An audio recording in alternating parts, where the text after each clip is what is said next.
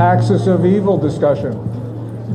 What we have seen, especially over this past decade, is China, Russia, Iran, North Korea banding together. And many people have said that this is a new coalition that is in opposition not just to the United States, not just to the West, but to the rest of the world. And we're going to start close to home with Joseph Humeyer. Joseph, in Venezuela, we know that Cuba has continually supported the regime there, but it seems that one of the members of this axis has also been very much involved. Yes, well, thanks, Gordon. Thanks for having me. Great to be at CPAC, first of all. Yeah, Venezuela has become, so if you read the National Security Strategy of the United States that's published every year by the White House, what you see is you have something called GPC, the era of great power competition. That means we're not just fighting transnational threats like terrorism or organized crime, we're also fighting big state actors that work with these threats, Russia, China, and Iran. And so what Venezuela has become the greatest challenge to the United States in this era of great power competition. You have all those actors. You have Russia, you have Iran, you have China, you have North Korea, you have Turkey. They're all in Venezuela. And what they are doing is they're destabilizing the country of Venezuela, much like they destabilized the country of Syria, so that they can use asymmetric weapons of war. Migration has become a weapon of war. Narcotic trafficking has become a weapon of war. They've used other elements that aren't traditional to be able to destabilize the region in order to delegitimize the United States. And so Iran has been involved in Venezuela as well? Yeah, so let me ask, I'm going to tell you something that's a little bit of breaking news here. I follow Iran very closely. In fact, I published a book in 2014 called Iran's Strategic Penetration of Latin America. The reason I use strategic penetration is because they use covert methods to come in. But let me tell you something. There was a flight that went from 2007 to 2012. It was called Aeroterror by the Brazilian intelligence because it was known to shuttle terrorists from Iran and Syria into Venezuela. It was a bi-weekly national flight that went from Venezuela to Iran. And trust me, there is no tourism between those two countries. So it wasn't tourists that were on these flights, there were terrorists. That flight stopped in 2012 and it just began 2 weeks ago, again. That same flight, it's an Airbus 340 that landed in Venezuela 2 weeks ago and went to Uruguay, Nicaragua, Panama, and Venezuela. It's a Venezuelan national airline, but the pilots are Iranian. So that's just to show you the level of trust that these countries have with one another. Ariel Davidson, we just heard about Iran in our region, but Iran, of course, is a major actor in the Persian Gulf and Middle East and is perhaps, I'm sure, the main threat to Israel as well. It is. What I think makes Iran particularly interesting is that during the Obama years, we were sort of sold this false narrative when it came to Iran. We were told that when dealing with Iran, we either have all-out war or the alternative is appeasement. And that's where the Iran deal came in. And that's where you saw this narrative or this false binary being sold within the Iran echo chamber. What makes the Trump years sort of interesting, and in my what I would say my opinion, is that now we see there's an alternative. There's a third path, and it's called maximum pressure. And that has been sort of the thrust of Pompeo's plan when it comes to dealing with Iran. And it really goes to show that Iran will back down if we show a little bit of force. And I think that's important because, again, when it came to the Obama years, we were told that the only option we had was to appease the mullahs. The only way we could do that was by lifting sanctions. And so I think now more than ever, what is a positive turnaround with the Trump administration is we're seeing a realignment of the Middle East. And you mentioned Israel. What's really interesting now is that Israel is finding it has a number of allies within the Middle East who actually genuinely fear the rise of the Iranian regime and the exportation of the quote-unquote revolution. So when we talk about Iran, many of us talk about the nuke deal as you just did. Just quickly, how far along is Iran, or how soon can they develop a usable nuclear device? I mean, that's there's a lot of educated guesses, 5, 10 years. What I think will be a key player in the next 6 months is whether or not the Trump administration decides to invoke the snapback. There's a provision in UN Security Council Resolution 2231, which is the counterpart to the Iran deal, that essentially says if any JCPOA participant state decides to invoke the snapback, it means all of the sanctions that had previously been terminated under the Iran deal will be snapped back into place. What does that mean? It means that all the sanctions that that had essentially been lifted by the Iran deal and are essentially set to sunset in the next couple years will be put back into place.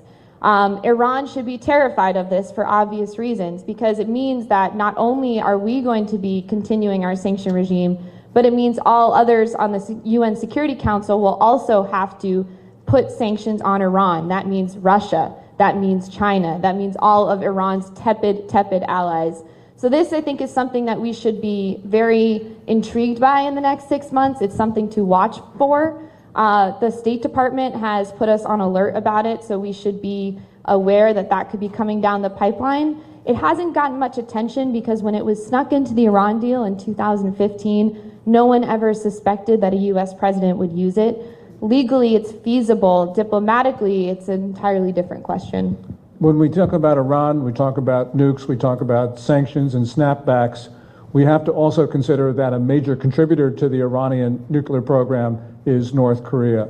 Kim Kwon-dong, what do you think right now about the pressure that the United States and the international community is applying to the Kim regime in the north? 북한의 핵 개발에 따른 그 국제사회 제재는 북한과의 협상이나 혹은 그 김정은 체제나 김정은 정책의 변화로 이루어질 수 없는 것입니다. These sanctions, international sanctions, as to the North Korean nuclear development, cannot really actually be really helpful in terms of deterring in terms of the negotiations that is being held with North Korea and Jong-un Kim. 왜냐하면 그것은 근본적으로 중국의 핵 전략이기 때문에 그렇습니다. Because fundamentally it is China's PRC's nuclear strategy. That's the reason why. 중국이 북한의 핵 전략을 도와주면서 북한을 내세워서 한국에 대한 압박을 가하고 있는 상황입니다. So China is actually the actor that's behind all these pressures, and they are applying this pressure, having North Korea as the front tier, and hiding behind North Korea. And China is the actor who's applying all these pressures now. Ariel, we just heard about pressure on North Korea, perhaps not working like we would like it to. What is your assessment of American pressure and European pressure on the Iranian regime when it comes to their nuke program? I think under the Trump administration, like I said earlier, I think the maximum pressure campaign could be even stronger than it is right now. We are still giving sanction waivers to various countries, especially in Europe. The Europeans have been very lukewarm when it comes to dealing with Iran for a host of reasons, mostly economic, because there's a ton of integration with the European and Iranian trade. But in general, I think the Europeans are very nervous about how the Trump administration is going to behave in the next 6 months, especially with regards to the snapback provision in 2231.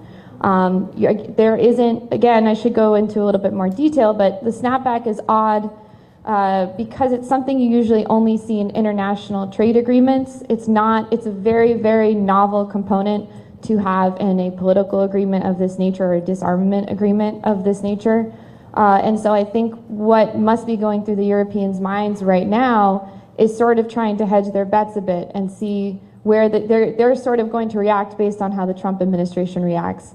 Right now they're continuing to conduct business with Iran. I'm not sure if they have a plan for what to do should they have to slap sanctions back on Iran.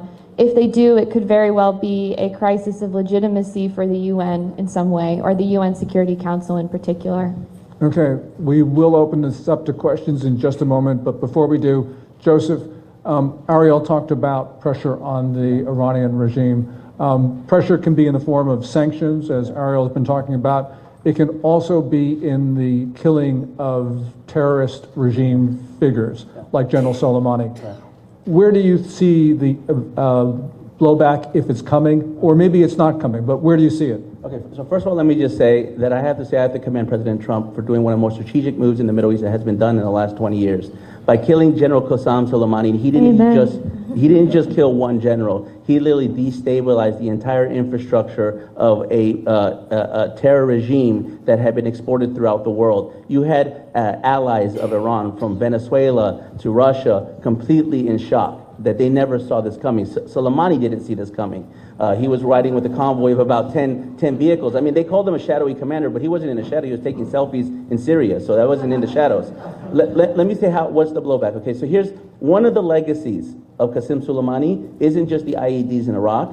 It also isn't just the terror sponsoring throughout the Middle East and the world. It is also the civil war in Yemen. It is also the civil war in Syria.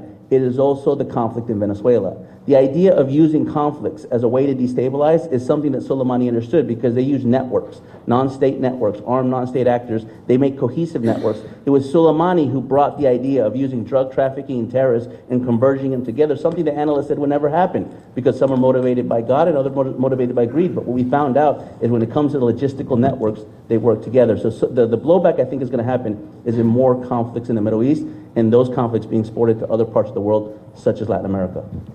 Your answer, Joseph, sort of sparked a question I have for Mr. Kim, and that is, did Kim Jong-un, when he saw heard about the killing of General Soleimani, what was going through his mind at that moment? Is that going to affect his behavior, or does he think that he's just immune? 중국의 공산당 커뮤니스트 파티는 70년간 유지됐습니다. 마찬가지로 북한의 커뮤니스트 파티도 70년간 유지되고 있습니다.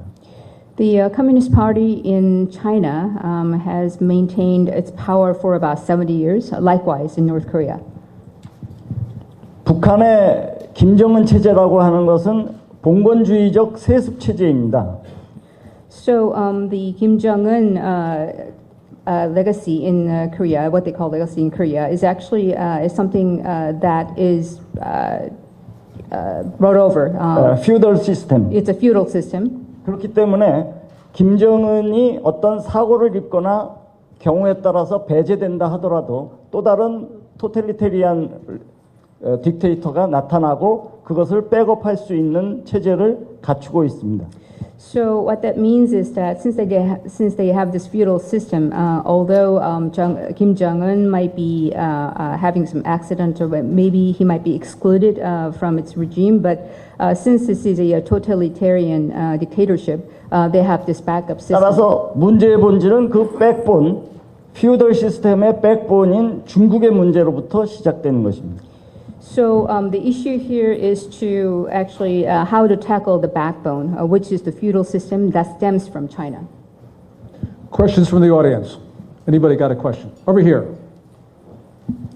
Yes, sir. Thank you. Thank you very much. Appreciate it. And thank you guys for today's panel. What I was wondering is, and based on what Mr. Yumara was saying, and this is a question for the whole panel, it seems hardly unlikely that China would walk back their support for the Venezuelan regime. They have $63 billion in illegal debt that was never approved by Congress. They also are running the show on the cards, electronic cards, that are for social control, weaponization of food scarcity and medicine scarcity as well. And the third one is they're running the show on the intelligence business with the satellites in Barinas, with a Russian S-300 parked in the backyard. So my question is, for the whole panel, what do you think it would take to erode these pillars of support? Not only from China, but also Russia, Iran, Cuba, and Turkey. Thank you. Okay, yeah, that's a great question. And you have to answer that within 1 or 2 minutes. Okay, I will take 60 seconds. Let's start the clock. The biggest myth about China, I'd say obviously in Latin America, but really in the world, and Gordon I think has been one of the biggest to dispel this myth, is that all they care about is economic investment. That is absolutely not true. When China was pouring billions of dollars into Venezuela, they weren't stupid.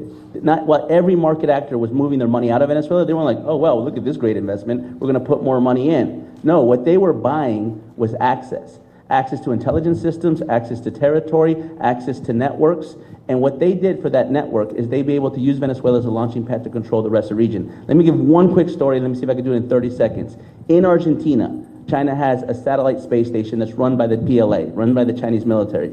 That was signed by Cristina Kirchner, the former president, unfortunately now the current vice president. Mauricio Macri, the president of Argentina, when he came into presidency, he said, what the hell is this? What am I going to do with this space station that's controlled by the Chinese military? He tried to renegotiate the agreement with China, and what Beijing told him was, yes, President Macri, you can renegotiate whatever, but please read the contract. He's like, what are you talking about, read the contract? He went back and he realized that China did something where they put a cross-default clause in every single trade investment that they did with Argentina. That means if they renegotiate the satellite, they got to renegotiate their infrastructure projects, the credits, the loans, everything. China was smart. They hoodwinked them, they tricked them, and they brought a Chinese military satellite station into their territory. Ariel? I'm going to tell the other side of the coin and say that there is some economic component to it, although that is a narrative that it's just economic. But I think European countries are waking up to Chinese influence and they're trying their best, although one could argue it's a little too late. Last spring, the EU passed EU Resolution 452, which essentially created this sort of framework for dealing with foreign direct investment, especially with regards to the Belt and Road Initiative, which had started in 2013, which was basically China's attempt to infiltrate various economies, actually 70 countries worldwide, including major actors in the EU. Looking at Brexit in particular, but not just Brexit, but sort of the move within the currents within the EU of countries departing. One major reason that countries are starting to become a little disgruntled in the EU is that they don't want to deal with this new investment framework. I'm thinking the next country to leave the EU potentially could be Italy, and part of that will be likely because they want to continue having investments from China. It's helping their economy. They like it. They're probably not thinking in the long term, which I think is a huge, huge mistake. But that's something that we should probably think about globally, about how can we help these countries whose economies might be more vulnerable to Chinese investment. There's a question over here. My question is for Ariel. If you could just expand, please, on the differences between the max pressure sanctions in the Pompeo State Department and some of the feared sanctions that would come as a part of the snapback. Right. So basically, without boring the audience to tears, there are 6 UN Security Council resolutions that involved a host of different sanctions on Iran. And part of the Iran deal, or the 2231, which was the counterpart to the Iran deal that went through the UN, part of that was actually terminating those particular sanctions. And so 6 sanction regimes were terminated by 2231. The snapback provision essentially says if any JCPOA participant state finds Iran to be in violation of the Iran deal or of 2231, they can actually invoke the snapback and snap back into place all the sanction regimes, those 6 different UN Security Council resolutions that had previously been terminated. And in particular, there are 3 different sanctions that are set to expire or sunset very soon. In October of 2020, this year, year 5, we're going to have an arms embargo that supposedly will be lifted. So now Iran will be able to purchase weapons that they were not able to purchase previously. We also have a missile ban, I believe, was supposed to be sunsetting in year 8. And then in year 10, we're not allowed to impose sanctions on Iran theoretically at all. So invoking the snapback is critical because if we want to continue to be able to place sanctions on Iran, we actually have to invoke it. And one of the things about sanction violations, I think the Iranians have been stiffing the international community on sanctions, and the International Atomic Energy Agency has been complicit. Dr. Kim, we just heard about sanctions on Iran. Do sanctions affect the behavior of Kim Jong-un? No. 중국은 북한에 대한 전략적 에너지 지원을 하고 있고 And China is providing strategic, actually, energy to North Korea. 수만 명에 대한 노동자들이 중국에 와서 일하고 그 월급을 북한으로 보내고 있게 만들고 있고. And what they're allowing to happening in China is that China is allowing the North Korean people to work in China, and the wages that they earn, they allow the wages to be sent to North Korea. That's what they're allowing. 수많은 중국 사람들을 각 지방 성별로 조직해서 북한을 방문해서 일정 정도 돈을 현금을 도와주도록 강제하고 있습니다. And they actually force some of their people, China is what I'm talking about, to actually go to North Korea and provide the cash, for whatever they do in North Korea, and they're providing some sort of financial support in that regard. We have a question over here. I just traveled through the Panama Canal and was told that China now owns the land on either side of it. Is that true, and what are the implications? Okay, sure, yeah. China's had control, at least 50% of the Panama Canal for about 30, 40 years now. They've increasingly been buying territory around the canal, ports and facilities, extending up to Nicaragua and down to Chile along the Pacific and Caribbean coast. China's very strategic about what they do. Let me just give you one example. The Belt and Road Initiative, everything that discussed about it. In Latin America, what they've done is they've studied the region pre-Spanish colonization. So they went all the way back before the concept of a nation sovereign state really existed. And what they looked at was ecosystems, Andes, Southern Cone, Amazon, Caribbean, and they're trying to build an alternative trade infrastructure so that they can supersede the Panama Canal and push out U.S. market access. It's a long-term strategy. It's a very smart strategy, but it's only done with the complicitness of Latin American states. And that's where we have to fight. If we lose our liberty in Latin America, we lose our liberty around the world. Apparently the speaker doesn't like my answer. That's 65% of market access for the United States. Thank you very much for your question, because it raises a general issue, and that is, then you look at our own hemisphere. We have not paid attention to it sufficiently. And as we're hearing from these answers, we have these bad actors, Russia, China, Iran, messing around and doing all sorts of things, and indeed, and from a commercial point of view, been buying it up. There was a question there. I say one thing, just that, Gordon, if that's what, you see this conflict in a place like Syria, and we're concerned, right? And it was arguably one of our biggest concerns throughout the greater part of the last 7, 8 years. But if you see it in Venezuela, I mean, that's 1,500 miles from Florida. That's very concerning, and we see numbers of refugees increasingly above 5.5 million, and by this time next year, we'll probably supersede the Syrian refugee crisis. That's untenable for the United States. And that's pressing up on our southern border. Question over here. Chinese government acting like a monolith on all these actions? There's no pushback from the regime? The question is China inside, is everyone on board with these types of policies? Okay, I'll quickly deal with that. Inside China, there is always conflict at the top of the Communist Party, because that's the nature of the regime. But right now you have a leader, Xi Jinping, who has been able to dominate the political landscape, and he's been able to do it quite effectively. The issue going forward, though, is that a lot of people in Beijing don't like the idea of the Belt and Road, which is Xi Jinping's initiative to build transportation links to connect China with the rest of the world, because it's been uneconomic, and whatever benefits China gets, in most cases, has been outweighed by other factors. So as Xi Jinping has more and more opponents, and he's having more opponents because his policies aren't working, I think you will find that Beijing will not be the monolith that it was 3-4 years ago. Question over here. Gordon, last year you chaired a breakout session where we had the Armed Services Committee Congressman present, and we spoke about the military response and the congressional sensitivity to what's going on here. What's the current state of affairs with regard to either the State Department or Armed Services or the military to counter some of these things? Hopefully we're not asleep at the wheel through your efforts amongst others, but what's going on in that regard? Anyone in the panel want to handle? I say from where I look at, I think one of the better outlooks on this is actually coming from U.S. Southern Command. U.S. Southern Command, I don't know, about 5 or 6 years ago, they discarded the compartmentalization of threats. They used to have inside Florida, inside Southern Command, they used to have analysts that would look at transnational organized crime, other analysts that would look at terrorists, other analysts that would look at proliferators.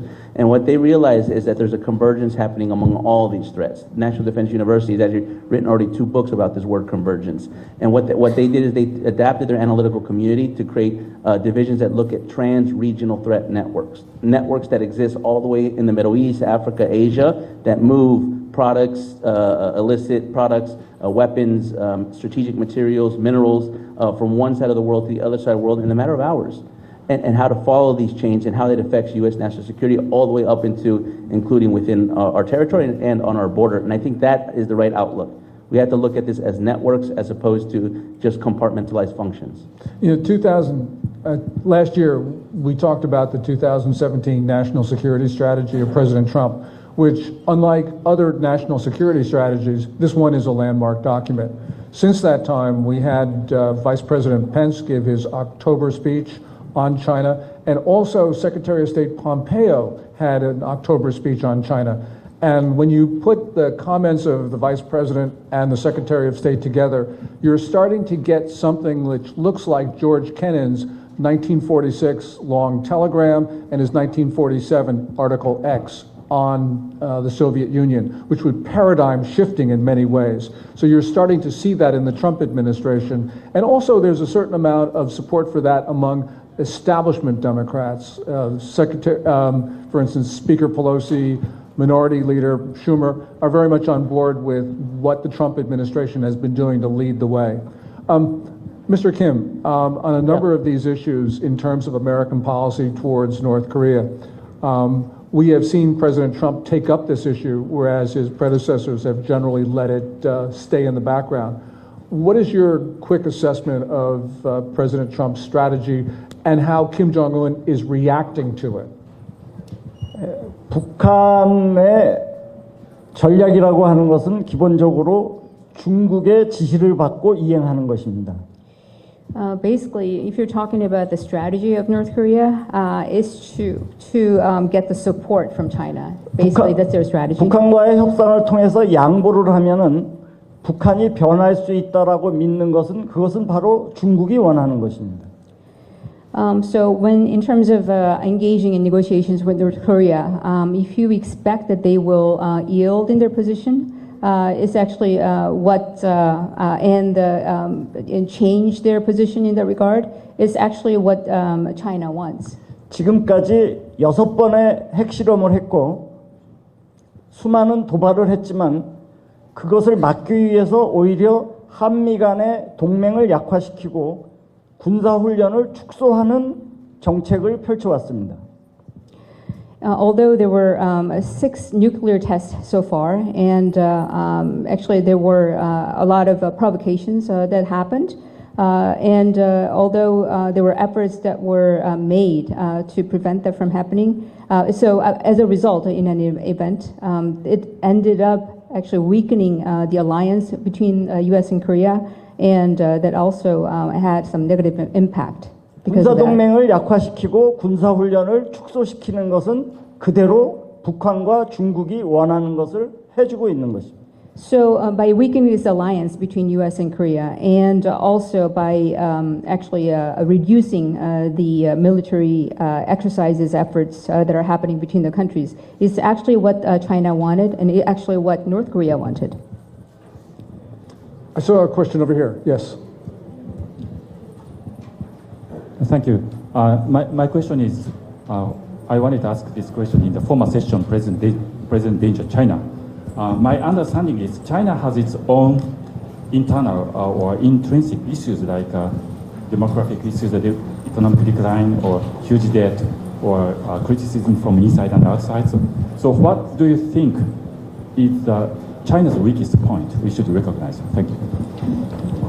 Oh boy, I love that question. The weakest point is its political system, and we've seen this with the coronavirus episode, where for 6 weeks the political system allowed a highly transmissible disease to ravage China, and the Chinese people didn't have any protection. And after that, they decided to go back to even more control over information. So we are seeing a run-of-the-mill virus become a full-blown epidemic in China, and maybe a pandemic around the world because of the failure of the Chinese political system. So it's political system that is the weakest. I want to add to that and say political apathy as well. I think there is a sense in which people are sort of resigned to the structure of the government. You can look at the fact that global poverty has dropped by half in the last 40 years, and almost exclusively in China and India. And it's because of that, I would say, economic bump that people sometimes become politically apathetic. It's the same thing that happened in the Soviet Union after Putin came to power in 1999 to 2000. There was a big bump, there was a big rise in oil prices after Yeltsin exited, and people started to associate economic progress with the Putin regime, which is something that sort of started to breed this political complacency. And I think that's also a similar issue in communist China. This whole issue of apathy is absolutely fascinating. Joseph, are the Iranian people apathetic? No, absolutely not. They've shown this time and time again. They've been protesting since 2009, obviously going back to 1999. The students have protested time and time again. But the Iranians realize that they can't do this by themselves. They need support, and I think they rely on the United States, great powers that can deal with the great powers that are oppressing them inside Tehran. Dr. Kim, are the people in North Korea apathetic? I think so. I love your short answers. Those are really very good. Okay, there's a question right here. This woman right back there, staring at her cell phone, which means we're going to get a really good question. With Chinese influence behind North Korea, I'm sorry, with Chinese influence behind North Korea, what do you think of Trump's visit to India recently? And can we expect the conservatives to win the election in South Korea in April? Wow, okay. The conservatives in South Korea are right now not united, and that is a real concern. With the outbreak of the coronavirus in South Korea, which I think is largely due to horrible political decisions that Moon Jae-in made, there is a movement now to postpone those April 15th elections. Those are elections for the National Assembly, which is the unicameral legislature. All 300 seats are up for grabs. This is where South Korea really, I think, makes critical decisions. Dr. Kim. Yeah, extreme socialist Moon Jae-in government could not sustain. Yeah, the government, Moon Jae-in government, the extreme socialists, they cannot be sustained. They cannot sustain. Because 한국 국민들은 이미 3년간의 소셜리스트 정부가 한 것을 알고 있고 평가하기 때문에 더 이상 지지를 계속하지 않을 것입니다. I don't believe the Korean people will support the government, the socialist government, because they know what they have done during the last 3 years. They're fully aware of that. 더구나 이번에 그 코로나 바이러스의 영향은 그 좌파 정부가 과연 효율적인 그 정부의 행정 능력을 가지고 있느냐에 대한 커다란 실망을 안겨주었기 때문에 4월 15일 날 제너럴 일렉션은 컨서버티브가 이길 것이라고 판단합니다. And because of this coronavirus events that occurred in Korea, and they demonstrated how ineffective they are as a government, not to be able to handle the issue efficiently. So I am sure that at the general election in April 15, the conservatives will definitely win the election. There's a question right back there. Do you have any information on the amount of the Chinese students that were coming over and they were supposedly involved in basically espionage of our universities across the country? I heard something in the news a few weeks ago saying that there was a pullback on some of their green cards, or they were restricting the amount of Chinese students that could come into our universities. You know anything about that? Yeah, the Trump administration, because of the problems that you talk about in terms of the theft of information in universities, has severely cut back on visas for Chinese students. That's only a stopgap measure. This is one of the most complex issues that the U.S. faces because there are no good answers here. But obviously we've got to do something because otherwise all the information in the U.S. is going to be sucked into China, and we absolutely cannot allow that to happen. So while we try to figure out some solutions to these issues, there will be, and there should be, a reduction in the number of students and Chinese students in our country. And I say that being the son of someone who came over from China and studied in New York State. Question over here. No? Didn't see that? Okay, over here. Hi, thank you. In a previous panel, it was discussed about the run of gold out of Venezuela to some of the modern Axis states. I was wondering if you could talk about that a little bit more and what the intent those states had for that gold. Oh, that Joseph, that has that question. Sure, Your yeah. name written all over it. So gold is the second largest commodity out of Venezuela, obviously the first being oil. It has, some people estimate, one of the fourth or fifth largest gold reserves in the world. And because the government, the state as itself doesn't function at all, the gold mines and the gold area of Venezuela is in the hands of terrorists, essentially. It's in the hands of the ELN of Colombia, hands of the FARC of Colombia, Hezbollah from Lebanon. Pretty much everyone that wants to get access to gold to use it for either illicit mining, for money laundering, or for other purposes have done it. But here's the thing about the gold mines in Venezuela. Underneath the gold mines in Venezuela is uranium. And next to the gold mines in Venezuela is thorium. Two strategic minerals that have become a part of a global procurement and acquisition network that runs all throughout Latin America to the benefit of countries that are looking for those minerals, countries such as Iran, such as Russia. So Venezuela has become a black box of minerals that we don't know what's coming in and out of that country, but we know that it most likely is going to nefarious causes. So that's a bit of the concern with the gold mines in Venezuela. I want to close up by asking each of the panelists a question. So, Dr. Kim, a year from now, let's say that President Trump is reelected. Is there going to be a change in Trump administration policy with regard to North Korea? And what is Kim Jong-un going to do? Quickly, please. 북한의 김정은을 체제를 바꾸고 그 핵을 포기시키기 위해서는 중국에 대한 점진적인 가중적인 서스테인먼트, 컨테인먼트 폴리시가 필요하고 그것을 보다 세컨더리 보이콧을 확대하는 정책이 필요할 것이라고 생각합니다.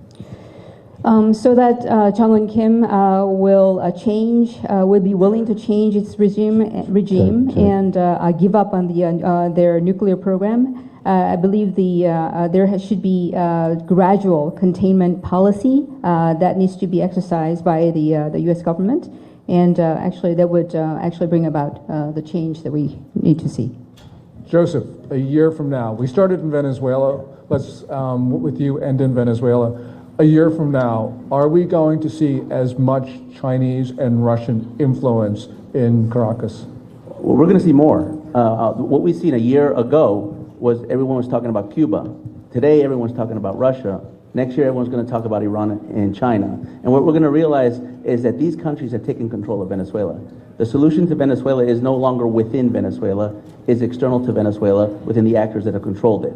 So I believe in a year from now, President Trump is going to have to deal very seriously with the Venezuela crisis, and he's going to have to deal it on a global platform. He's going to have to deal with it by neutralizing Iran, Russia, and China and their activities on this side of the world. Basically a revival of the Monroe Doctrine, but even enhanced, what I would say that should be the Trump Doctrine. Okay, Ariel, you'll close this out. A year from now, are the Europeans going to be supporting American policy on the nuke deal?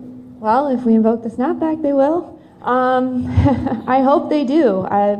Speaking to what you did, the importance of neutralizing Iran is huge, and we can't do it alone. The maximum pressure campaign, there are limitations to it. Iran is, yes, the Iranian economy is suffering, but it's still relatively afloat. And what's actually interesting is that the coronavirus right now is hitting the upper echelons of Iranian leadership. And it's showing how fractured and how much dissidence there is within Iranian society and how much misinformation is actually spread by the Iranian government. So I think it's actually, Iran right now is experiencing both pressure from within and pressure from outside. But again, the maximum pressure campaign can only do so much. If we don't have our European allies actually exerting a similar amount of force on Iran, it will be sort of a very slow economic dwindle. And many people have asked me, is the end game of maximum pressure regime change? I don't have an answer for that. Maybe perhaps for some people it is. Some people it's just to see, the just dessert for the mullahs at this point. But I do believe that we can't do this without Europe at least coming on board. And if that means the Trump administration has to make a legal argument on behalf of the snapback, I think they will. Great. Please, everybody, join me in thanking this terrific panel.